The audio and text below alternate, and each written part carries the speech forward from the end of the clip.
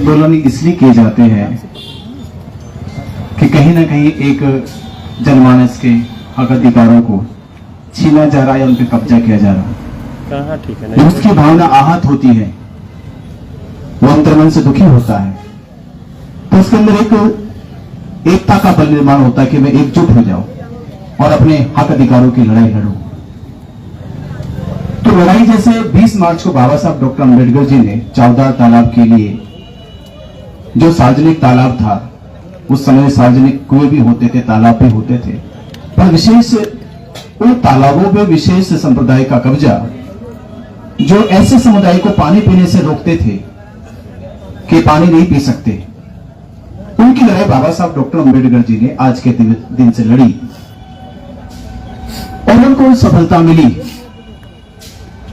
और तब जाके पूरे भारत के लोगों को, अछूतों को, जिनको तालाब से कुएं से पानी पीना मना था, वो स्वच्छ शीतल जल पीने के योग्य बने।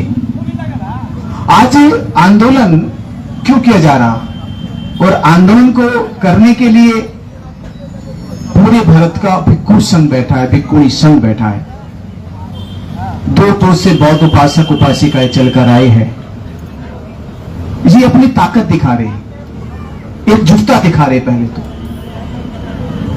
इसलिए दिखाई जा रही है कि महाबोधि महाविहार में जो कानून बना के बौद्धों के साथ जो छल हुआ है, बौद्धों के साथ, उनकी संस्कृति के साथ जो छल किया जा रहा है 75 सालों से, वो छल रोके।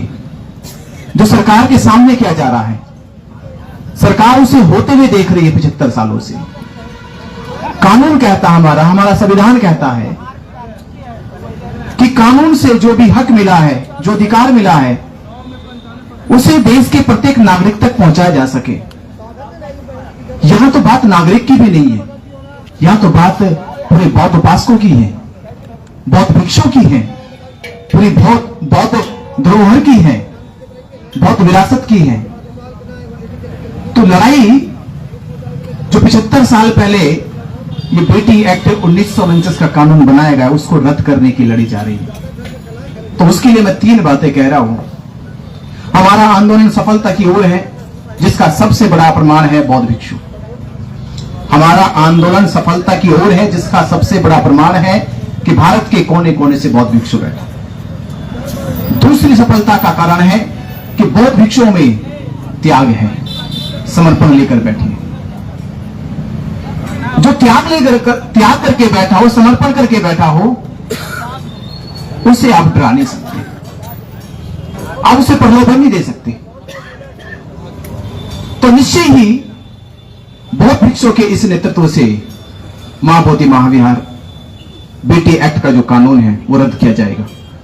और तीसरा, ये आंदोलन जिस प्रकार से नियमित तौर पे चरणबद्ध तरीके से चल रहा है, हमारे सहयोग से, आप लोगों के सहयोग से, भारत के सभी बौद्ध भिक्षुओं के सहयोग से जो ये आंदोलन, धरना प्रदर्शन, नियंत्रण अपनी गति से बढ़ता जा रहा है। जब आपने देखा 17 दिन पहले वहां से गोलंबर से उठाया गया, तो आपने देखा कितनी कम संख्या थी, पत्रकारों की भी संख्या कम थी, बौद्ध भिक्षुओं की भी संख्या कम थी, उपासकों की भी संख्या कम थी। पर आज 37वें दिन, आज संख्या आपकी भी बड़ी है, बौद्ध भिक्षुओं की भी बड़ी है, उपासकों की भी बड़ी है, और पूरे देश में खबर फैल गई है। तो खबर फैल गई है, इसका मतलब यह कि आपका आंदोलन बिल्कुल सही गति से जा रहा है, सफलता की ओर जा रहा है। ये 3 बड़े जो मुझे लगे उपलब्धि के और सफलता के कारण महाबोधि महाविहार आने वाली बुद्ध पूर्णिमा तक, 12 मई तक, यह हमारा विश्वास है, यह उम्मीद लग रही है हमें कि 12 मई तक जल्द से जल्द सरकार द्वारा कोई ना कोई घोषणा होगी। और 5 अप्रैल को प्रियदर्शी सम्राट अशोक के जन्म जयंती महोत्सव पर आंदोलन की तरफ से यह घोषणा कर दी गई है। कल जानकारी मिली कि कल आकाश लामा जी ने घोषणा की इस बारे में,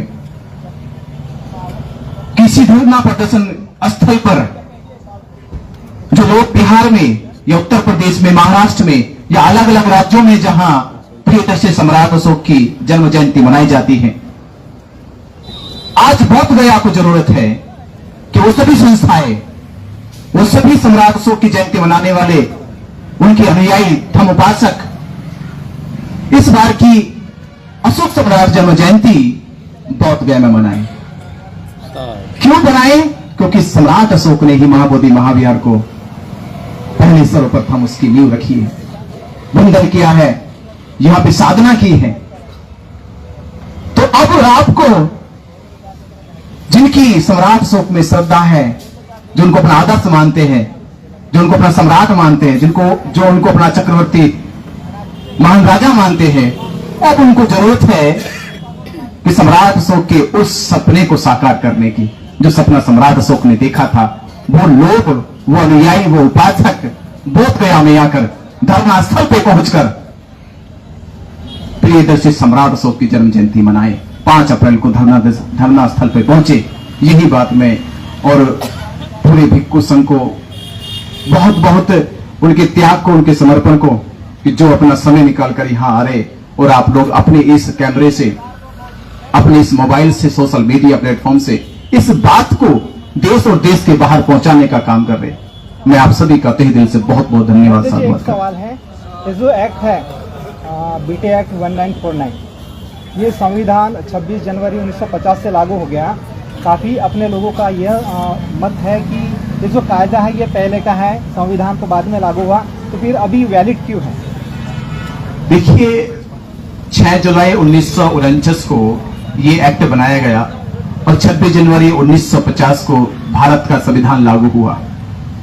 पहली बात तो यह है कि जब ये एक्ट बनाया गया, इसके लिए कोई प्रस्ताव पास नहीं हुआ, असेंबली में नहीं हुआ, पार्लियामेंट में नहीं हुआ, और ना ही जो पहले ब्रिटिश गवर्नमेंट के समय समिति बनाने का जो एक्ट था 1882 के तहत, उसके तहत भी ये समिति नहीं बनी है। इसको एटेंडम बनाया गया है, एक कह सकते इमरजेंसी में बनाया गया।